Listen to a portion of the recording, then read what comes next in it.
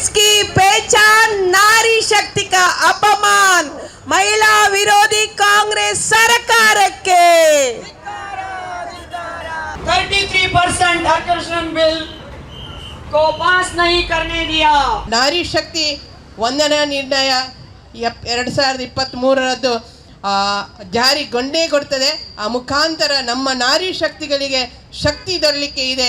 ಎಲ್ಲ ನಾರಿ ಶಕ್ತಿಯರು ಒಗ್ಗಟ್ಟಾಗಿ ನಾವು ಮುಂದೆ ಬೀದಿಗಿಳಿದು ಕೂಡ ಪ್ರತಿಭಟನೆ ಮಾಡಲಿಕ್ಕೆ ನಾವು ತಯಾರಿದ್ದೇವೆ.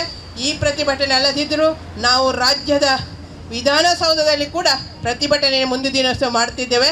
ನಮ್ಮ ಪ್ರತಿಭಟನೆಯನ್ನು ನಾವು ಸಂಸತ್ತಿನಲ್ಲಿ ಕೂಡ ಡೆಲ್ಲಿಗೆ ಹೋಗ್ಲಿಕ್ಕೂ ನಮ್ಮ ನಾರಿ ಶಕ್ತಿ ಸಿದ್ಧರಾಗಿದ್ದಾರೆ. ನಮ್ಮ ಹಕ್ಕಿಗೋಸ್ಕರ ನಾವು ಖಂಡಿತ ಹೋರಾಟವನ್ನು ಮಾಡೇ ಮಾಡ್ತೇವೆ. ದೇಶದತ್ತ ನೋಡ್ಲಿಕ್ಕೆ ಒಬ್ಬ ಪ್ರಧಾನಿ ಕಾರಣ ಆಗ್ತಾರೆ. ಇಡೀ ದೇಶದ ಚುಕ್ಕಾಣಿಯನ್ನು ಹಿಡಿದಂತಹ ನರೇಂದ್ರ ಮೋದಿಜಿಯವರು ಬಹಳಷ್ಟು ಗಟ್ಟಿತನದಲ್ಲಿ ಒಂದು ಸಂವಿಧಾನದ ತಿದ್ದುಪಡಿಯನ್ನು ಮಾಡಬೇಕು ಅಂತ ನಮ್ಮ ಮುಂದೆ ಒಂದು ತಿದ್ದುಪಡಿಯನ್ನು ಇಟ್ಟಿರ್ತಾರೆ. ನಾರಿ ಶಕ್ತಿ ವಂದನ್ ಅನ್ನುವ ಹೆಸರಿನಲ್ಲಿ ಇದೊಂದು ಬಹಳ ದೊಡ್ಡ ಆಂದೋಲನ ನಡೀತದೆ. ಎಲ್ಲ ರೀತಿಯಲ್ಲಿ ಕೂಡ ದೇಶದ ಬಹಳಷ್ಟು ಮಹಿಳೆಯರು ಇದಕ್ಕೆ ಮುಂಚೂಣಿಗೆ ಬಂದು ಬಹಳಷ್ಟು ಮಂದಿ ತಮ್ಮ ಬೈಟ್ಗಳನ್ನು ಕೊಟ್ಟದನ್ನು ನಾವು ನೋಡಿದ್ದೇವೆ. ರಾಜಕೀಯವಾಗಿ ಸಾಮಾಜಿಕವಾಗಿ ಗುರುತಿಸಿಕೊಂಡಂತಹ ಎಲ್ಲ ಮಹಿಳೆಯರು ಕೂಡ ಒಂದೊಂದು ಬೈಟ್ಗಳನ್ನು ಕೊಡ್ತಾರೆ. ನಾರಿ ಶಕ್ತಿ ವಂದನ್ ಬಹಳ ಗಟ್ಟಿತನದಲ್ಲಿ ನಿಲ್ಲಬೇಕು, ನಮಗೂ 33% ರಿಸರ್ವೇಷನ್ ಸಿಗಬೇಕು, ಮಹಿಳೆಯರು ಮುಂದೆ ಬರಬೇಕು ಅನ್ನುವಂಥದ್ದು ಬಹಳ ದೊಡ್ಡ ಕನಸಾಗಿತ್ತು.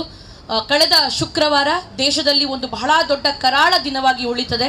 ಎಲ್ಲ ಮಹಿಳೆಯರು ಪಟ್ಟಂತಹ ಆಸೆ ಅಲ್ಲಿ ನಿರಾಸೆ ಆಗ್ತದೆ. ಇವತ್ತು ನಾವೆಲ್ಲ ಊಹಿಸ್ಲಿಕ್ಕೆ ಆಗಲೇ ಇಲ್ಲ 230 ಮಂದಿ ವಿರೋಧವನ್ನು ವ್ಯಕ್ತಪಡಿಸ್ತಾರೆ ಅಂತಾದರೆ ದೇಶದ ಮಹಿಳೆಯರು ಇದನ್ನು ಯಾವತ್ತೂ ಕ್ಷಮಿಸ್ಲಿಕ್ಕಾಗೋದಿಲ್ಲ. ಬರೋಬ್ಬರಿ 12 ವರ್ಷದಲ್ಲಿ ಯಾವುದಾದ್ರೂ ಒಂದು ಬಿಲ್ ಅದು ಹಿಂದುಳಿತು, ಅದು ಆಗಲೇ ಇಲ್ಲ ಅಂತಾದರೆ ಅದು ನಾರಿ ಶಕ್ತಿ ವಂದನ್ ಈ ಬಿಲ್. ಬಹಳಷ್ಟು ಬೇಜಾರಲ್ಲಿ ನಾವು ಈ ವಿಷಯವನ್ನು ಹೇಳಲೇಬೇಕು.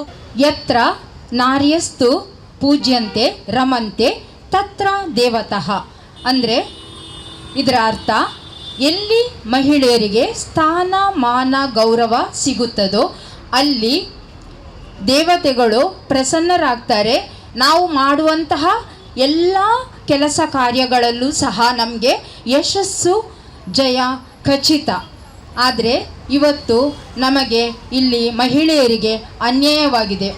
ಕೇವಲ 3 ಗೋಡೆಗಳ ನಡುವೆ ಮಹಿಳೆಯರು ಅಡುಗೆ ಮಾಡಲಿಕ್ಕೆ ಮಾತ್ರ ಸೀಮಿತ ಎಂಬ ಒಂದು ಕಾಲ ಇತ್ತು.